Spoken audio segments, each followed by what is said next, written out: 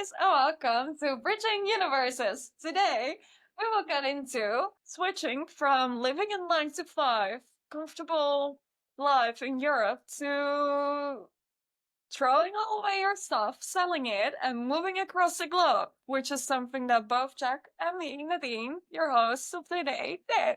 Might sound a little bit silly, but it's actually a lot of fun, isn't it, in India, Jack? It is a hell of a lot of fun.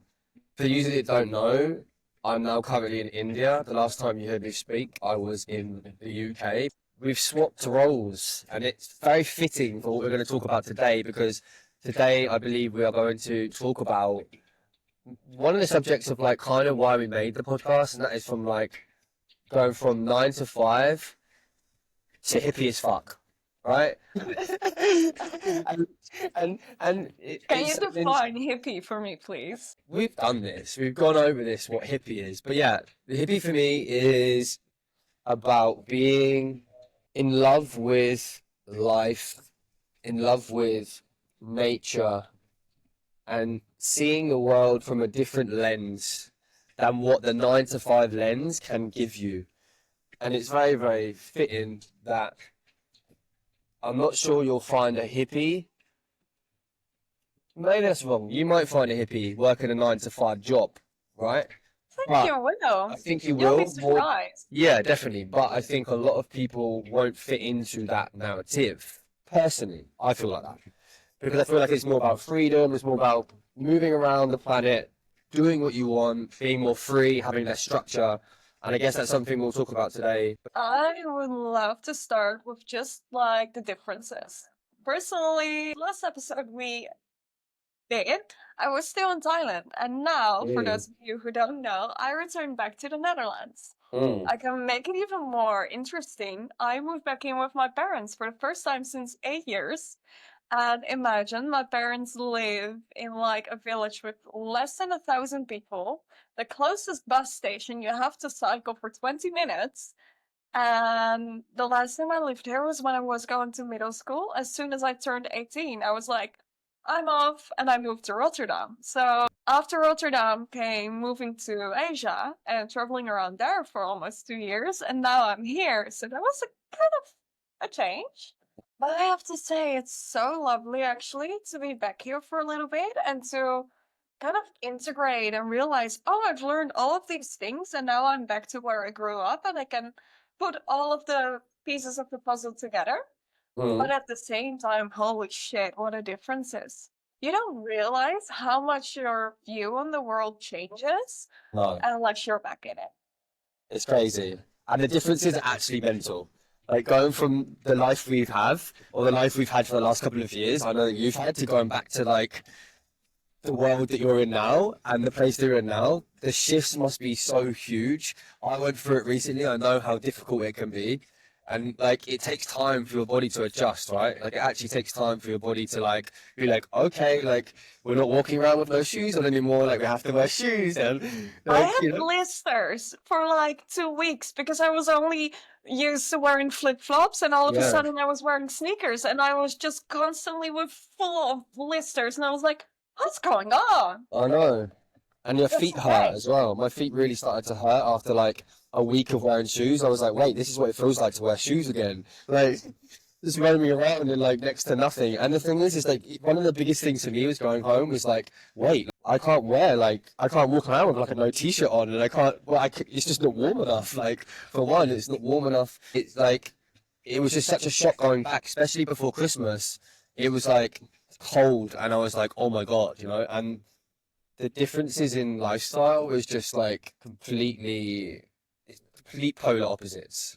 Complete polar opposites. But the weather is insane. It was super funny because my mom was like, oh, but it's good weather for the Netherlands in April, which it was. For the Netherlands, it was like 16 to 20 degrees. I was walking around with 2 sweaters. I was still like, I'm cold because I was so used to like living on Kopayam and like Pai with like 30 degrees that you go to 16 and you're freezing your ass off. It was very Oh, funny. But yeah. also the supermarkets. The biggest shock was going to a supermarket, which sounds so stupid, but like the last month I spent in Thailand, I was on a little island without even a supermarket. And also, like, I personally, I'm not fully vegan anymore, but most of the things I eat is like fruits and vegetables. That's about it. And then walking into a supermarket and seeing like a million things. And I was like, Wow. what is all of this? Why do we have 20 types of crisps? Like, Yeah, why yeah. do we have 40 types of chocolate? And Mm. like all of this food, like processed food that I was just stunned. I was just walking there like, and I went with one Con- of my friends. Consumerism. You I know? went with one of my Like, friends and I turned into a toddler. I was just walking behind her. I didn't know what to do. I was like, okay, yeah. I guess I have to be here. I just walk back like behind you. I don't know. I don't know. Overwhelming, right? When I got back, when I first started to go out into like public, because when I first got back, I kind of like isolated a little bit, and then because obviously I came back from such like a crazy experience, right? Like I wasn't ready almost to come back to like, you know, that sort of lifestyle. When I started to branch out again and go into like shops and stuff, like just the amount of people, like I would walk down my local high street and there's just like so many people and so many like shops opening, selling different things, and like yeah, it was just complete like in terms of energy, like the amount of people that are just doing their thing in their lane, you know, and they don't really sort of like they're not aware of other people, and like I think in this sort of lifestyle, you'll like obviously relate to this. When you cross paths to someone, there's a lot more connection than when you're in like the world, you know, the Western world, Western world, Eastern world. You're in the East now and you were in the West. Yeah, sorry, I'm just swap folders. So yeah, so people are a lot less aware, I think, of like what's going on around them as such, and like you know, especially in the UK, I know like when you walk past people, sometimes there's not even like a hello, you know, there's not even like any eye contact or any sort of connection at all. But like when we live in these sorts of places, like in India, you know, you walk past a lot of people and people are very much like will say hello, and you have that more level of connection. So it's like the differences in lifestyle is crazy. I had it also like I went with public transportation, which is such a common thing, but I was sitting there on the bus, but like traveling for so long and also just being so conscious, I don't really listen to music or use my phone that much anymore. So I sit on this bus like without using my phone, no AirPods in, just sitting. And I was like, okay, I'm just gonna sit here. Like I have half an hour in the bus. And I Yeah, look around and everyone is on their phone scrolling yeah, yeah. or just like in their bubble with music. And I was like, you lose so much connection and it's I so know, different. I know. Where it's not wrong, it's just so many changes. And I also really feel it like me coming back, there was, I wouldn't say pressure, but there was kind of like this expectation from people that I would find a job again. I would Mm, like go back into finding an apartment, moving back into Rotterdam. And in the first week I was back, I was like, okay, am I gonna find a new job in politics? Am I gonna move back to Rotterdam? And then I realized, like, no, I can't. It was like I loved that life and it was so nourishing and beautiful to go back to the city, but I was also like I've tried the freedom and I had such a big mouth before that I was like, maybe I'll go back. And now I'm like, no, I can't. Like I enjoy being here, but I'm so excited building on a future for myself. And I feel like that's such a big thing of like the freedom we have, where that's one of the biggest changes you make, I feel, if you start living like the entrepreneur's traveling lifestyle is you do choose the uncertainty of building a life for yourself, which is kind of yes. scary because you're like, Mm. I'm gonna generate my own income. I'm gonna do all of these things. And it doesn't sound logical to people at all because we're so used to like, okay, I build my company here in this place and then I know how to generate money. Or, okay, have this job and that's where my money comes from. And entering like building, especially in the business that we're in with like holistic health, spirituality, it's a lot of like flowing. And of course, there's structure, but it's still really uncertain. Like some months I will earn way more than other months, and that's okay. Yeah, people can't comprehend it, can they? Like some people just don't understand how I guess some people look at our sort of lifestyle and some people think, how is that possible? Like, how can somebody just like go into the unknown with like not having, you know, a financial stability as such? But with our work, definitely is that, like you said, some months will be better than others, right? Some months you will have like months where you make enough money to last you for the next 3 months, you know? And it's about allowing those opportunities to come and knowing that they're going to come, but not actually knowing when, you know, and just sitting and being able to accept the fact that, okay, like times might be a little hard right now, but I know that in like 2 months' time, this is going to come along. I'm going to be in this place doing this and this. And that's kind of the beauty, I think, of our lifestyle, is that we have the trust in ourselves to be able to do that and make it work, you know? And this is the thing with the 9 to 5, is when I went home as well, I found myself feeling that I had to fit back in with that like 9 to 5 structured narrative, right? So I was like, how am I going to earn money? It's not quite the same for me in the UK to be able to do the same sort of stuff and the same sort of work. I just don't feel like there's that freedom to do that there. So going home, I went back to what I knew, and that was obviously going back to using like my hands and like doing like a labor job, right? I want to see it. That served me. It served me hugely because I was able to build up a financial like safety blanket now, like to come away and to have that little bit of like a pocket there where I can be like, okay, like I've got this there as like a help. But yeah, for sure, going back to the 9 to 5. Well, say 9 to 5, it was more like half 4 in the morning to like half 7 at night. By the time that I'd woke up, got to work, which was like 2 hours in the morning before I even got to work, work the whole day and then travel home, get home and crash. That was literally my routine for like 4 months that I was home, you know. And those 4 months like flew by, you know, because I was just so like I need to do this. But yeah, like you were saying, the differences in structure alone, like right now in my lifestyle, I don't get up until I wake up. Like if I wake up at 10 o'clock, I wake up, you know, and I let my body sleep, and I use my energy for the day, and then I sleep when I'm tired. But it's not like, yeah, sometimes I wake up and I have a routine. If I go to the gym or whatever, mainly you have to get up at this time, you have to be up at 7 o'clock to make sure you're not late for work. And if you're late for work, you get a disciplinary. And if you get a disciplinary, you only get 3, and then you're out the door. That kind of just structure just doesn't appeal to me anymore. And I feel like that's why having this lifestyle is so important, because it fits me as a person. It fits how I'd like to live my lifestyle. Some people love the 9 to 5. Some people love that structure and need that structure. I personally don't, you know. When it comes to work, yeah, I need some sort of structure, but the 9 to 5 is just not for me. Not for me. Are the difficult things for living your life as an entrepreneur? Because I do feel like oftentimes it gets kind of like idealized, and people even ask me like, "But you live your life on the beach, you do nothing all day," or like when I got back, they were like, "Oh, but you lived like a year and a half just chilling," and I was like, "I worked hard every day." So tell me a little bit about how you feel like the negative sides of living this lifestyle and what Mm. you feel like is challenging.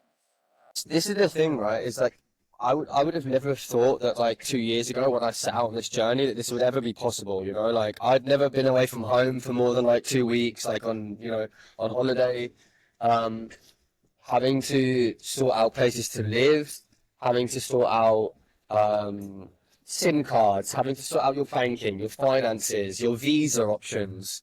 Um, traveling around the world isn't the easiest thing. You know, you have to have visas, you have to have all of these different things. So obviously having this lifestyle comes with a lot of different challenges, you know, like finding good Wi-Fi to work sometimes, you know, like finding somewhere with good Wi-Fi. I know when you were on Copiam, we struggled to find good connection, and you were like, I can't do the podcast chat because I don't have Wi-Fi here. Some of the most I beautiful felt places in the like world. such an idiot in that moment. I literally cried over Yeah, Wi-Fi, and yeah, I was like, this is so bad because I'm crying over Wi-Fi like some spoiled brat. But at the same time, I was like, I work online, and there was no electricity on this island. Like, there was no proper internet because it wasn't just crazy. there. And I love that. Like, 99% of the time, I was like, Yeah, oh, this is amazing. Until I was unplugged. like hosting my women's circle, doing a podcast with Jack, and like my internet was just non existent, just popping out. And I would be like, how do I work? What do I do? But like amongst that, like the whole Wi-Fi thing, you have stuff like obviously missing your family, not being with your family like 6 months or however long of the year, you know. Leaving my family recently is like super hard because you go home, you see them, and you feel that the closeness and connection with them, and then it's time to go again. And for me, that was always like a hard thing, you know. I'm very close with my parents and my family in general, so it's hard to leave, you know. But there's things inside of me that outweigh that having to stay with them, you know. Like I know I need to go and I need to create my business and I need to create my life, and that's the beauty of it, is that we get that opportunity to actually go and do that. Where, you know, but there's so many different things that can go wrong, you know. You can get in an accident, you can, you know, not speak the language. Sometimes going to different countries is hard because you don't speak the language, right? You have to speak the language. There's a language barrier. You have to learn new cultures, you know, ways of being respectful, um, to try to learn people's cultures, you know, and stuff like that. So yeah, the lifestyle seems like like the dream for a lot of people. But actually, I think there's a lot of people that wouldn't be able to, you know, or would find it very difficult to live the lifestyle that we live, because you do need that level of trust for yourself, and you do need that level of, you know, integrity within yourself, that you're going to be like, actually, I'm going to make this work. You know, you have to believe, you have to trust. And I feel like with most entrepreneurs, and the reason why we do what we do is because we know we can do it, you know. I don't know about you, but there's a lot that goes into being an entrepreneur in this lifestyle, you know. But yeah, what do you think? What are some of your struggles? Feel like it's sometimes, for me, mostly really difficult to explain. Like being back here, people are like, yeah, I backpacked Thailand for 4 weeks as well. And I'm like, but there is such a big difference, which is super beautiful, between backpacking a country or like visiting a country or actually being there. Because I feel like it's also our responsibility. Like we live in a certain country for like a few months at a time. You have this responsibility of fitting in, getting to know the culture. Like when you're in Thailand, making Thai friends. When you're in India, making Indian friends, to really properly like indulge in the culture, which is beautiful, but it's difficult sometimes. Like one of the things I struggled with, especially in India, was the time. I'm Dutch. Like we are Dutch. If you say 10, it's 10. Like at 10 you have to be there. If you ask someone in India, like, oh, what time will we meet? Yeah, afternoon tomorrow. When is afternoon? Yeah, Nobody knows. yeah. Oh, it still gives me an error sometimes. Like I really struggle with it. And it's so funny because if you ask all of my friends and family, they're like, no, she's not really on time. She's always a few minutes late. But then compared to the other cultures, it's just so different. And I feel like also it's just really difficult to explain what it indeed takes to be an entrepreneur in this lifestyle. Because for me, it's really a lot of getting to know yourself, which takes a lot of time, a lot of energy to be who you are as an entrepreneur. Because, for example, my business is basically just an extension of myself. So, how much money I generate, how much I work is an extension of how I'm feeling. And to Mm. be integral with me, like last month, I was moving through a lot of changes. I'm not going to do Reiki on someone if I'm moving through a lot of changes, but that also means no income for a few Hmm. weeks. Yeah, yeah. So, to explain that and to get the question, like, how do you earn money? And I'm like, sometimes this, sometimes that. And they're like, don't you want stability? And I'm like, would be nice, but at the same time, I'm learning so much from this that it's okay. But those changes really like shock you sometimes and are really, you really get to know yourself deeply and you have to be willing to look in the mirror constantly. And I feel like that is a part of traveling long term and working for yourself that a lot of people underestimate. Because when you have, like you explained, your 9 to 5 job, you go to work in the early morning, you come back home in the day, you eat, maybe you watch television for a Yeah, little bit, 1 hour break. 1 hour break. Like Maybe one you hour. chit chat for a little. Maybe you go work out. Maybe you will have a nice chat with your friends. But that's about it because your day is occupied.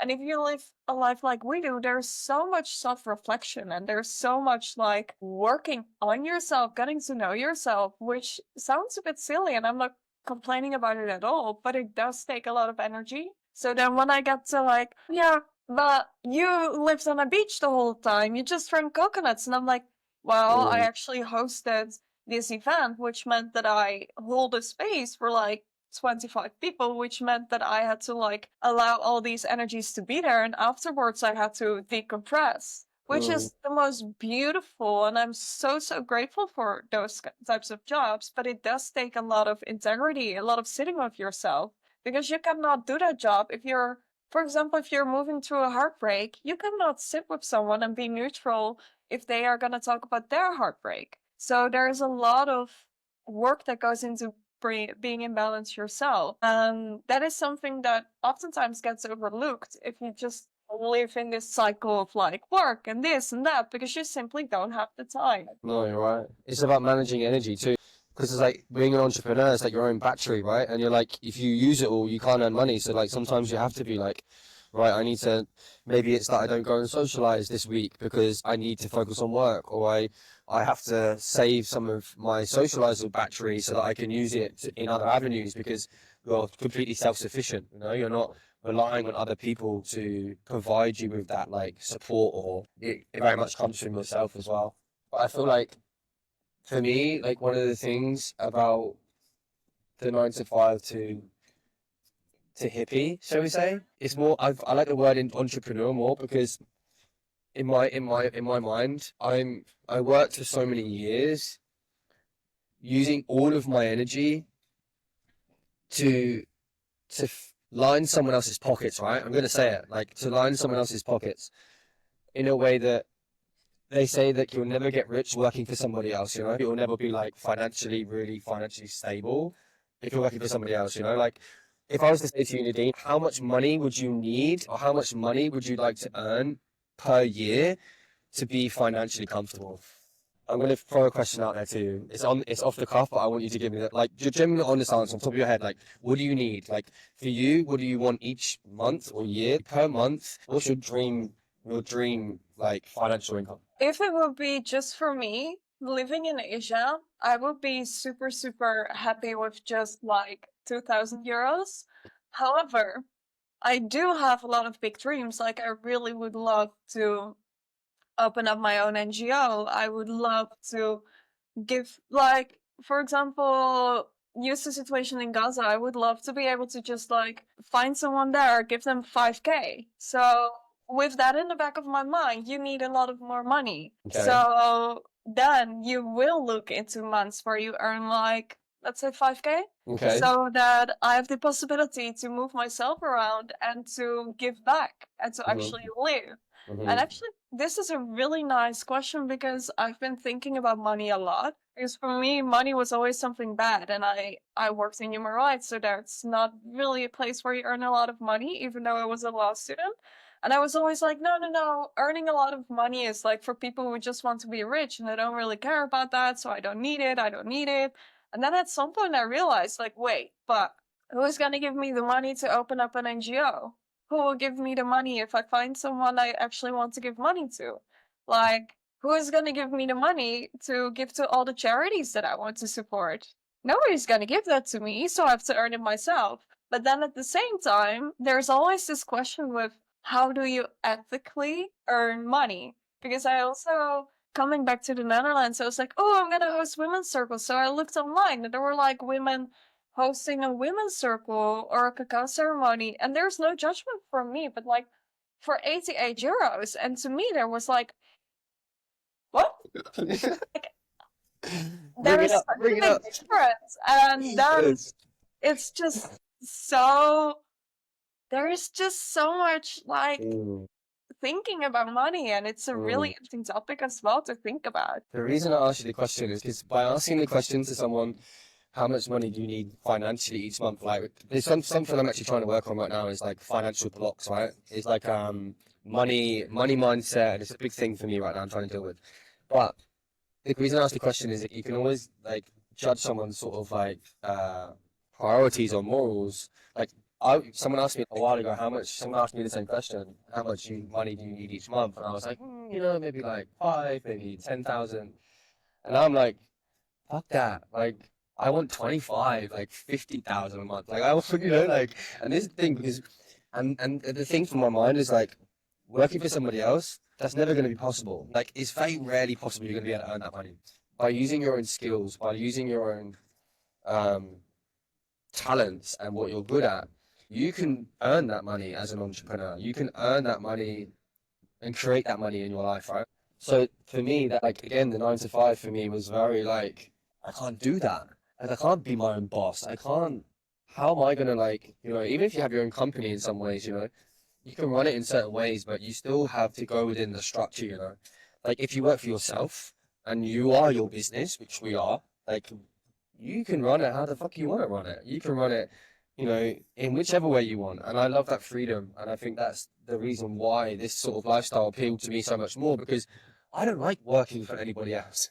I don't want to work for anyone. I want to work for myself. I don't want to have to be like, you know, shout out to the team that I worked with when I was back in the 9 to 5 doing that, because my boss at sometimes, he'll probably never listen to this, so yeah, but he was harsh on me at times, you know, like, he was harsh on me at times, and there were times where I was like, you can't talk to me like this, so you can't act, you know, and for me, that's like, I don't want that as such, you know. I want to be able to have people around me in my space that I can work with, that we work similarly together. Like me and you, for instance, we're very much well aligned, and we understand each other, we get how each other work, and it's nice to have people like that around you, because those are the sorts of people that are going to bring the best out in you, you know. And again, the entrepreneurial lifestyle allows you to search for those people, allows you to find those people and find your tribe, find your team. So yeah.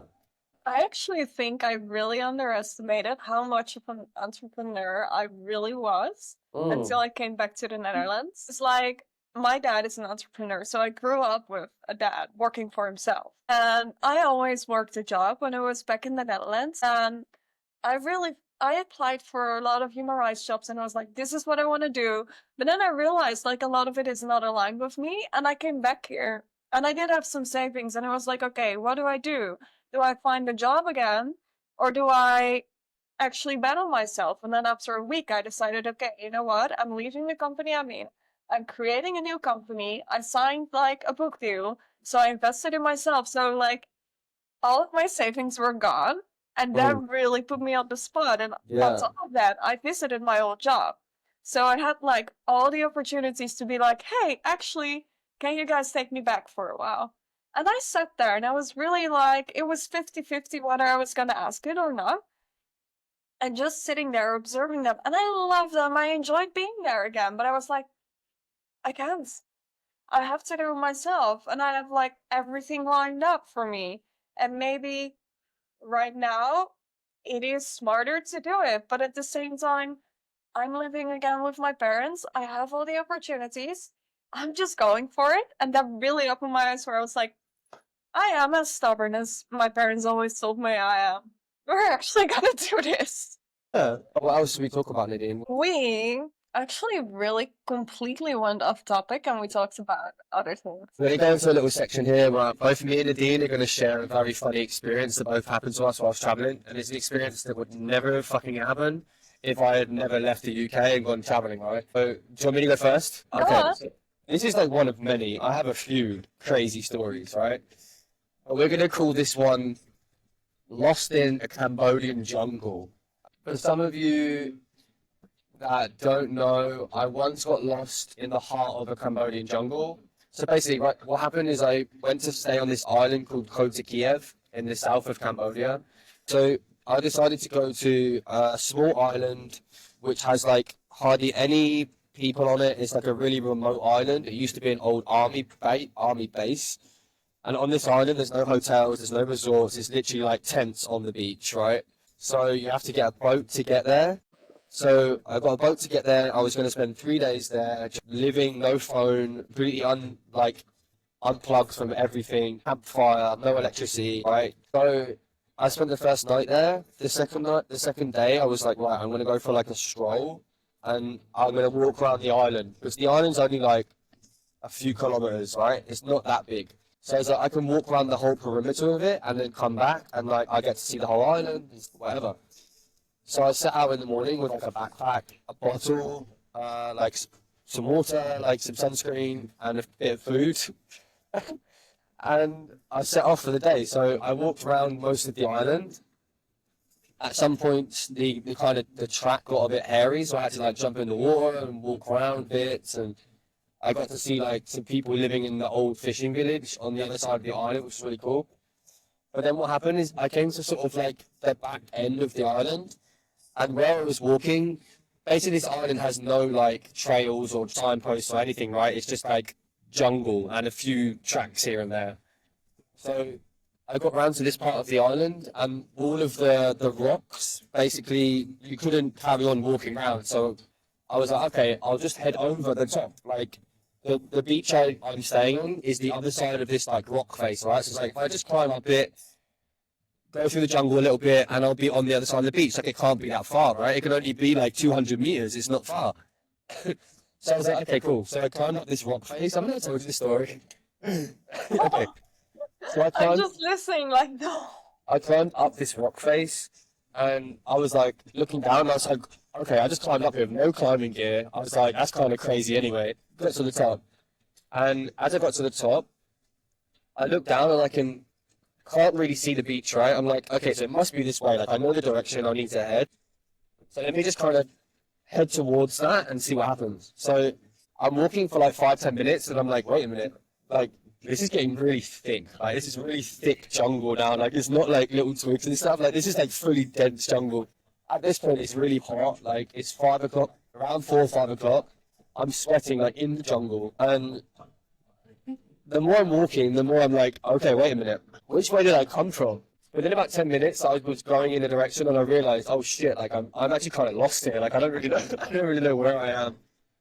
But I got my phone out, and I had 1% battery, and I was like, oh my god. But I had no signal, but what I did have was like the GPS on my like phone, which could show me the way I was looking, and I was like, right, I need to head this direction. So I had like a t-shirt in my bag, so I tied the t-shirt around my head like this, and I was like, right, let me just push in this direction. No matter what I come against, just go in a straight line, beeline for the beach. Right? So I'm pushing through these vines, these like sharp vines, like scratching me. At one point, I stood on a tree, an old tree.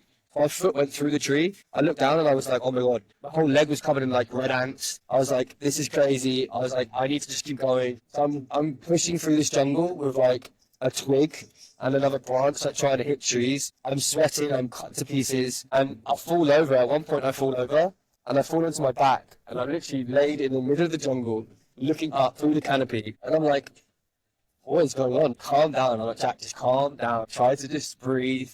Don't panic, it's okay, it's going to be fine. Lay there for 2 minutes trying to breathe, stood up and was like, right, let's do this. I was so much more centered, you know, I was like so much more focused, and I knew which way to go, and I just pushed and pushed and pushed. Finally, I saw light. This is the funniest thing. I started to see more light, and I was like, oh my god, this could be it. And I'm pushing and pushing, and suddenly it starts to get like less dense and less dense. Then I see the beach, right? I see the beach. I run onto the beach, and it's like something from a movie, you know? I fall down, covered in sweat, cuts and bits of blood, and like trees hanging off me. And I fell onto the beach, and it was like something from Castaway. I was like, ah! I started screaming at the water, and honestly, it was like the most surreal experience. I got onto the beach, and I just started to cry, you know? Like I just stood there, just, oh my god, turned around, and was just, what has just happened? It took me 2 hours to travel half a mile. 2 hours. I was there pulling through twigs. And I got to the beach, and I had to walk another hour on the beach. But during that hour, like, it was so beautiful. And in my head, I was just thinking, that was kind of worth it. Like, to be honest. And I was cut to pieces, and yeah, it was pretty hairy, but I'd never been in a situation like that. I panicked like mad. But then once I sort of breathed and calmed down, like, I was like, hey. So, yeah, tip number 1, if you go into the jungle, take a compass, take some stuff with you. Do not get lost like me. If you're going to go to Kiev in Cambodia, beware. That place like sucks people into the jungle. And when I got back to the tent, the guy was like, we were literally just about to send a rescue party for you. He's like, so many people go into the jungle, they don't come back for days. You're lucky it took you like 2 hours. So yeah, crazy experience. That's like one of many that happened like that. But you kind of just find a way to just get out of it or make it happen. You don't have any other way. You have to make it work. Again, something with like entrepreneurial, this lifestyle, like, you get into shit, like, no one's helping you. Like, you need to do it on your own, like, you need to get out of it, you know? Those are the stories we don't tell our parents until like weeks and weeks later. And we're like, sorry, No, I Mom. told my mum straight away. She was like, "You stupid boy, why would you do that?" I'm like, "I'm adventuring. Like, what can I say? It was fun. It was super fun." But yeah, that's my story.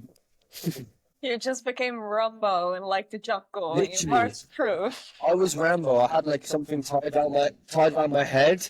Like I had something like this. I had a twig, like a sharp stick. Like I was honestly, at one point, if you could have seen me, I was so angry because I was so hot, and I was just like pulling through the trees, like screaming, like. "Ah, ah." If someone would have saw me, they would have thought I was like some crazy jungle child, like Mowgli, you know, like Mowgli in the jungle or some shit. Yeah, funny, Beautiful. funny time. What about you? You must have a crazy story to tell me.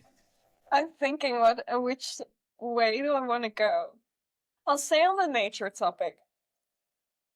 But I didn't get I'm lost in excited. nature. I'm excited.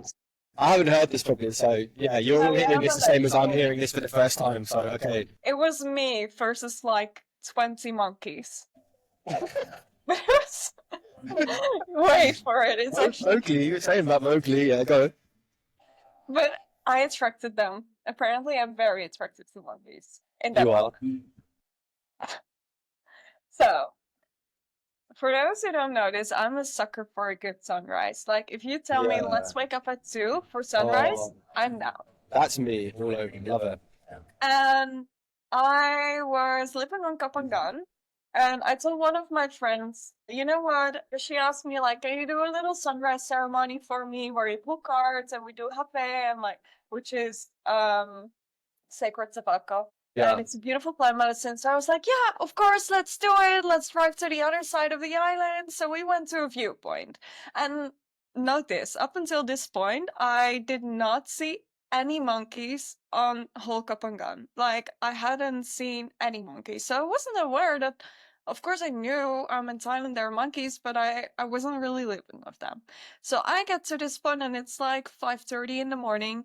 And I get there and I made a beautiful cup of ceremonial cacao. I put out the hape, but like my spread was like 5 different types of oracle decks, 20 crystals, like the whole shabam. Everything was there. But it was a beautiful viewpoint, and there were like some other people around, and they were eating like the breads, their fruits. They were properly eating and doing stuff and taking pictures. And I was sitting there, and my friend was sitting like in front of me, and I was guiding in a meditation, and all of a sudden she looks behind me and she's like, oh, this is so cute. Let me take a picture. So I was like, what are you taking a picture of?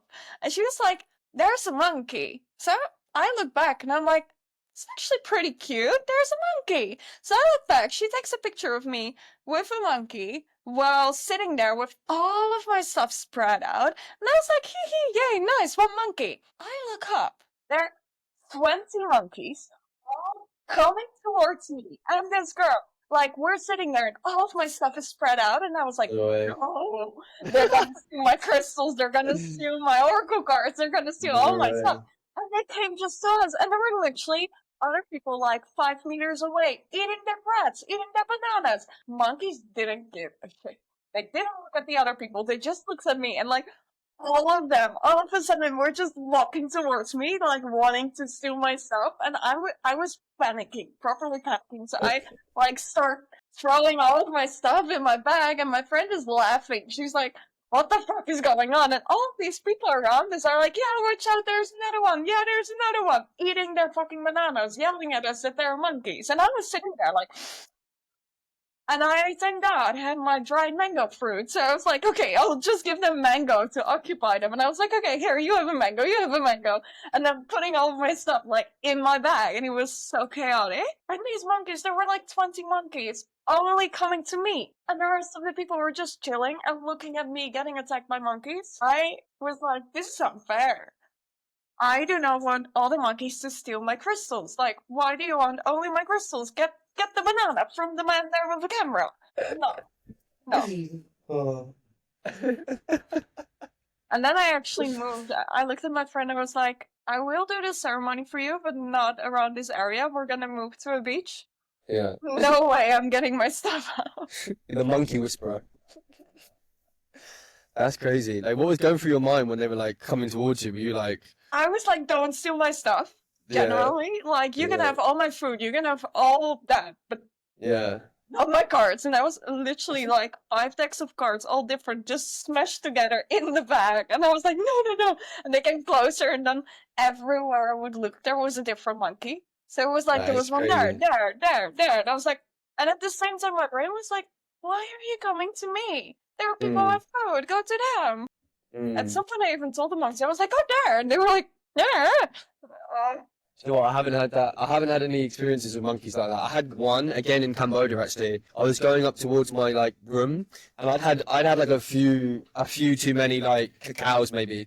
I was on the way to the room. I walked up the steps, and there's this huge monkey, like a baboon, like not like one monkey. Like, this thing was huge, right? And it was just stood there on my steps, like, "Are you gonna come past me? Like, you're gonna try and come past me?" I took one step towards it, and it literally like pounced at me. Like, I ran down the steps, like, scared the living hell out of me. This thing had like a huge mouth, like, yeah, it was like insane. Monkeys scare me. Like, they generally scare me. They're like really I pesky think little things monkeys as are well. Like, cute though. Like, some of them are, if some you of them are observe naughty. them, they're so smart. They're I very smart. When I was in Rishikesh last time, I constantly went to the same little temple, like close to the Mama Ganga. And then I would just observe the monkeys, and they had this whole strategy to like Yeah, they're steal food crazy. from people, and they're like with five, and I enjoyed watching them so much. But They they know what they're scared the doing. shit out of me there as well. Because I one know. day I was like sitting with my back against the wall, and like behind that was a little bit of like stone.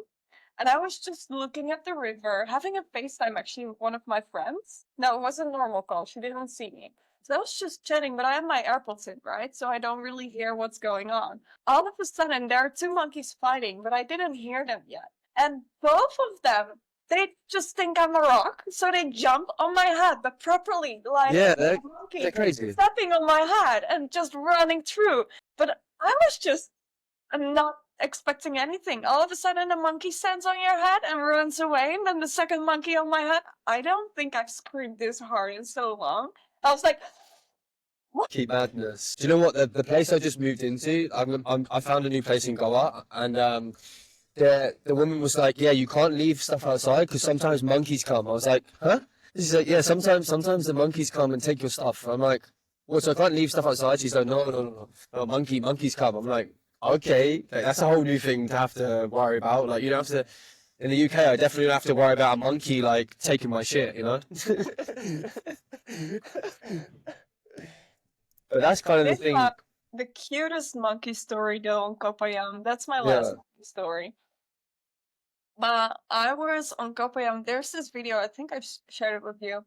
I was in Kopayam and I went to like this cute little restaurant, and they like saved a little baby monkey because there was a baby monkey like tiny like this. It was really tiny, like a week and a half Mm, old. mm, And they rescued it because it was just walking on the road. And there's a lot of jungle in Copayan, but there's also a lot of wild animals. And this yeah. baby was just so scared, and I cuddled it. And ethically, I'm not gonna go to like a place where I can cuddle monkeys because I'm like, no, that's not Yeah. okay.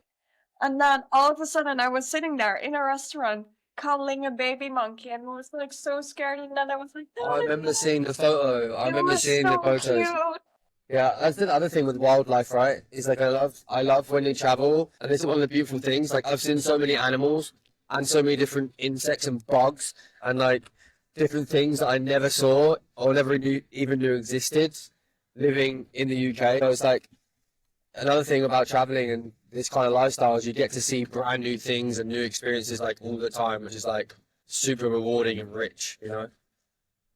But yeah, so that's two crazy stories from us. Travel stories. I've got a question for people, and I'm going to ask you, for people that have the inner nudge to be like, maybe I could do this, and maybe this is what I could do. Could you give like a bit of advice to those sorts of people that may be feeling like this sort of lifestyle is for them, and that they have the ability or the skills to do it, but maybe are holding back because they're so used to being in the lifestyle that they are? Like, could you give them like maybe one bit of advice? My biggest advice would be generally just listen to your heart. Make sure that you are able to know yourself, know your heart. And it sounds a little bit strange, maybe, but for me, like, you have a relationship with all parts of your being. You have a relationship with your brain, with your heart, and just make sure that you know your emotions, you know your heart, you know your goals. Because I truly, truly believe that those like dreams you have and those visions you have and those like little things that you're like, oh my god, I would find this so cool.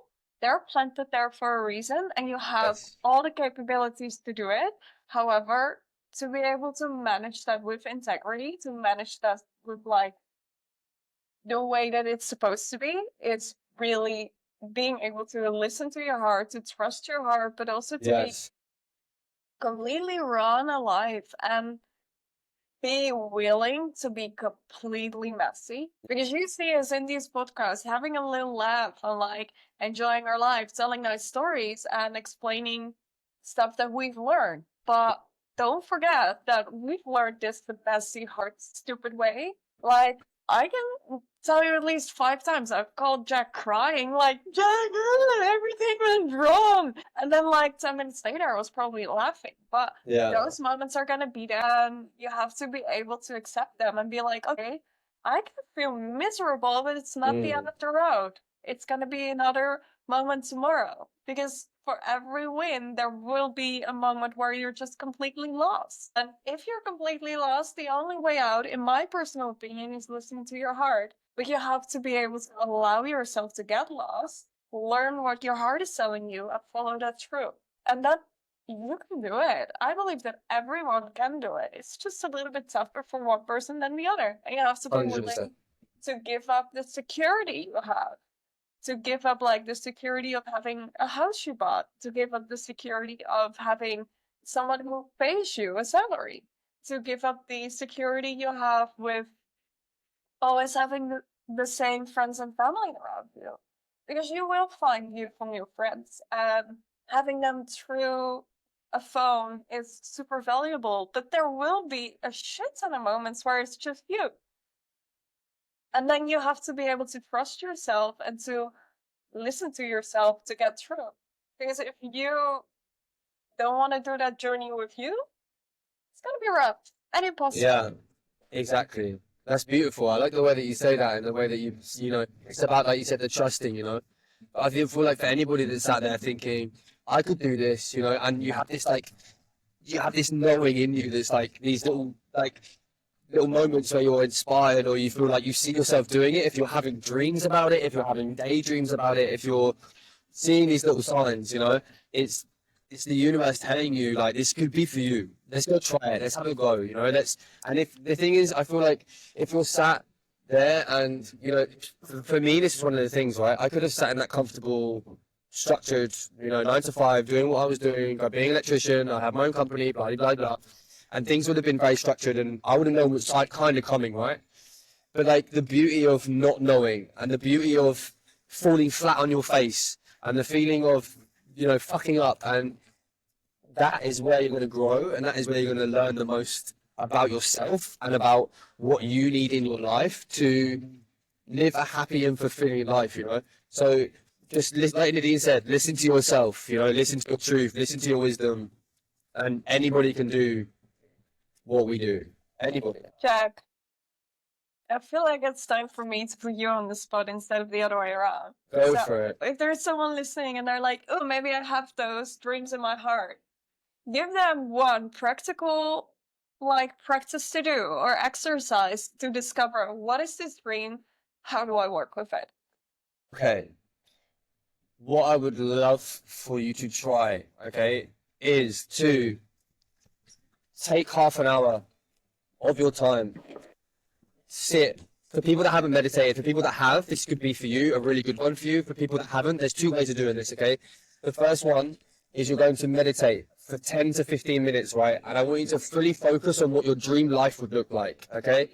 Focus on where you're living, the way you look, what you're doing, what you're eating, the people around you, right? Get really clear on what this is.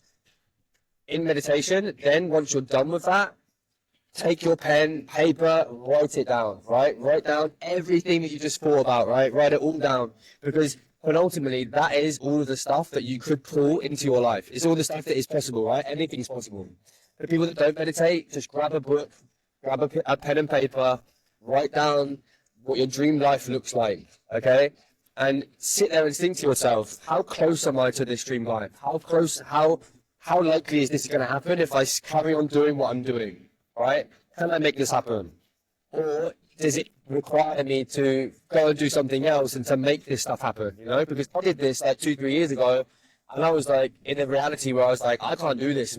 This isn't going to happen for me where I'm at now. I've got to change this. So it led me to where I am now. I still don't know what the fuck I'm doing. I'm still winging it. I'm still just going with the flow. But look what's happening. I'm in India. Like, I'm sat on a podcast with one of my best friends. That's a great exercise to really get clear on what it is that you want. What do you want in your life? Some people just don't know. Like, some people just really don't know what it is they really want. And it's something so simple. Just what clothes you have on your back, where you live, what country you're living in. Describe your surroundings. Your mind will only be able to comprehend what you can perceive right now, right? So if you're not thinking about what is in the future, if you're not thinking about the endless possibilities that you can create, your mind isn't going to do that. You're not going to attract those things towards you, right? So we have to broaden our perspective, and we have to look further than what we see to call all of these things in. So pen, paper, write that stuff down, dream about it, live, eat, sleep it, and watch it happen. Watch the magic unfold. Just dream. Just What are your dream. dreams? Dream Jack, what is big. your dream? What's my dream? Wow, what is my dream? My dream is to be able to travel the world with my family and be able to work with people that really want the best out of their lives and the most for themselves and the people around them, right? I want to be living in a huge beachside villa somewhere, you know, with a huge pool and 5 cars sat on the drive. Like, I want all that stuff, you know? And I'm not afraid to say it. Like, I want all of this stuff, you know? Who doesn't? But I want to earn it. I don't want to just give it to me. I want to earn that shit. I want it to earn it the authentic way. So, yeah. Dreams is I could sit here for hours and talk about my dreams, what I want in my life. But yeah, maybe that's one for another podcast, because once we open that door, it all just comes out. It all just comes out. So yeah, give it a go. Journaling. Right, thanks everyone for listening to episode 4 of Bridging Universes. I think it's going to be the last one of this kind of series. We're going to do a whole new series starting soon. Where we'll dive a lot deeper into different subjects. If you want to hear us talk about anything, let us know in the comments. Send us some DMs through Instagram. We'd love to hear from you. Well, thank you guys for listening, and thank you, Jack, for chatting with me, and have a great day.